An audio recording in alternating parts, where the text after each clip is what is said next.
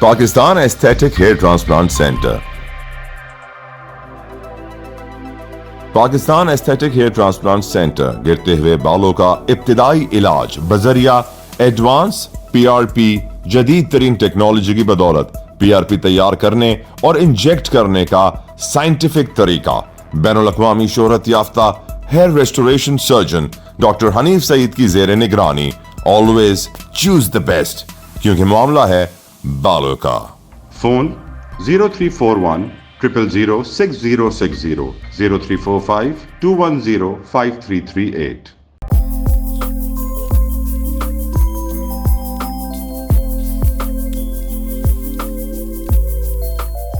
اب آپ health news and views کی ہیڈ لائنز ملاحظہ فرمائیں. ملک میں اندھیر نگری چوپٹ راج، نیب زدہ ڈاکٹر کو قومی اعزاز. سندھ میں ڈاکو راج، آگے چل کر سراج امجدی کی خصوصی رپورٹ میں تفصیل ملاحظہ فرمائیں. سرکاری میڈیکل کالجوں میں میڈیکل ڈینٹل کالجوں میں داخلہ ٹیسٹ کی تاریخ میں PMDC نے توسیع کر دی ہے. یکساں پالیسی کے مطابق داخلہ ٹیسٹ 10 ستمبر کو گزشتہ سال کے نصاب کے مطابق ہوں گے. آمدنی سے زائد اثاثہ جات کیس میں پنجاب پیرامیڈیکل اسٹاف کے صدر ارشد بٹ کو اینٹی کرپشن نے گرفتار کر لیا. ارشد بٹ پر سروسز ہسپتال لاہور کے کمروں پر قبضہ کر کے دفتر قائم کرنے، جعلی اسناد پر بھرتیوں اور تبادلوں و ترقیوں میں رشوت وصول کرنے کا الزام ہے.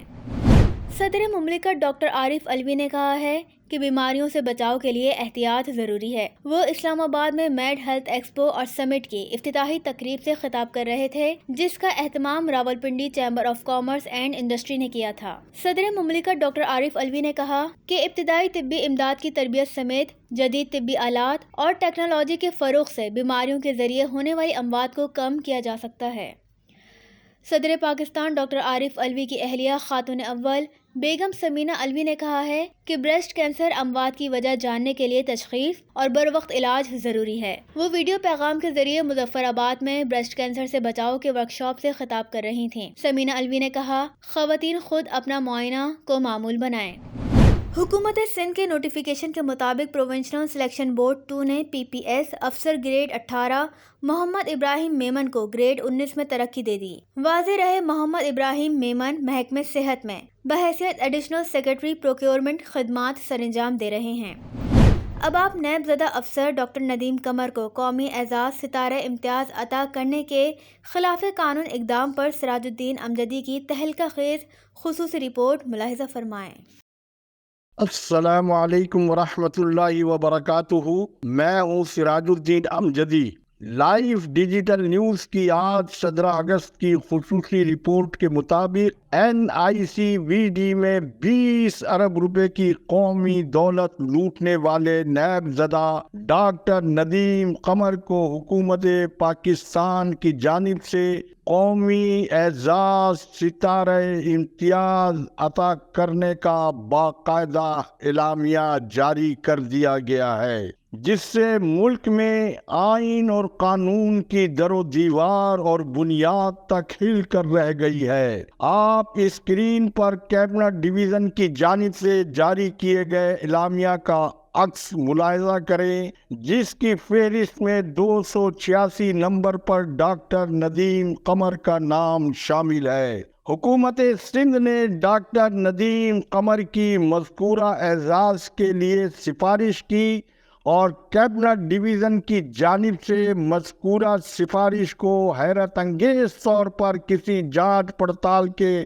بغیر مینوان تسلیم کر لیا گیا.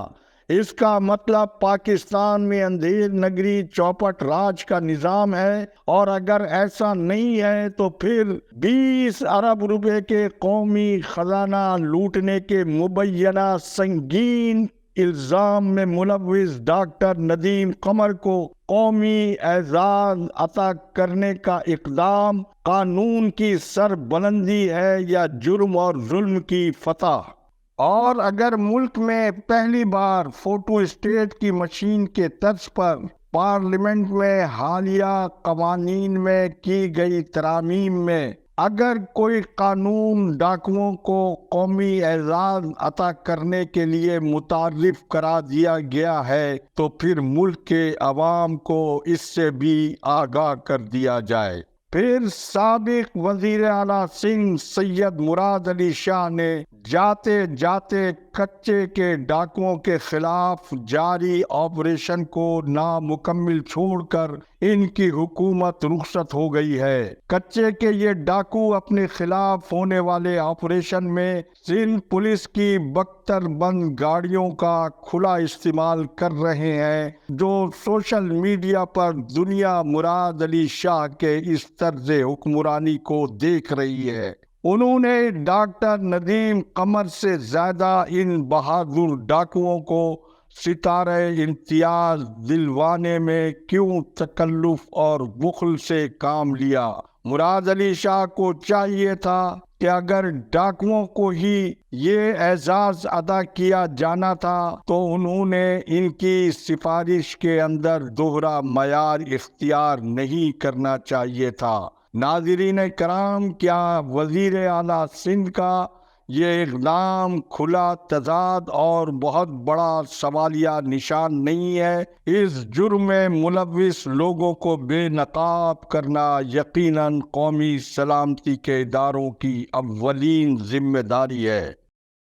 ناظرین کرام، پہلے میں یہاں صدر مملکت doctor Arif Alvi, chief of army staff general Syed Asim Munir, نگراں وزیر اعظم انوار الحق کاکڑ، گورنر سندھ کامران خان ٹیسوری کے علم میں اپنے اس پروگرام کے ذریعے ان کی توجہ اس جانب مبذول کرانا چاہتا ہوں کہ 2 بار ڈاکٹر ندیم قمر کو مدت ملازمت مکمل ہونے کے باوجود کمزور قانونی موشگافیوں کے ذریعے خلاف قانون نہ صرف ان کو موجودہ عہدے پر برقرار رکھا گیا، بلکہ جب یہ 2 بار اپنی سرکاری مدت ملازمت پوری کر چکے تو سابق وزیر اعلیٰ سندھ سید مراد علی شاہ کی شاہانہ فرمائش پر چیف سیکریٹری سندھ ڈاکٹر انور سہیل راجپوت نے ڈاکٹر ندیم قمر کی جگہ نئے ایگزیکٹو ڈائریکٹر کی تقرری تک انہیں خدمات جاری رکھنے کا مبہم حکم دے دیا۔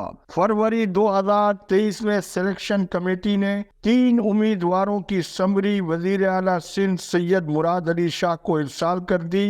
اس پلیٹ فارم سمیت میڈیا نے بار بار وزیر اعلیٰ کو سمری منظور کرنے کی یاد دہانی کروائی، لیکن وزیر اعلیٰ سندھ نے ارادتاً بدنیتی کے باعث فعل مجرمانہ کا ارتکاب کرتے ہوئے سیکریٹریٹ صحت کا نمائشی تبادلہ تو ضرور کیا، لیکن جاتے جاتے بھی اس سمری کو منظور نہ کر کے قومی ادارے کے نئے ایگزیکٹو ڈائریکٹر کی قانونی اور آئینی ذمہ داریوں سے کھلا انحراف کیا۔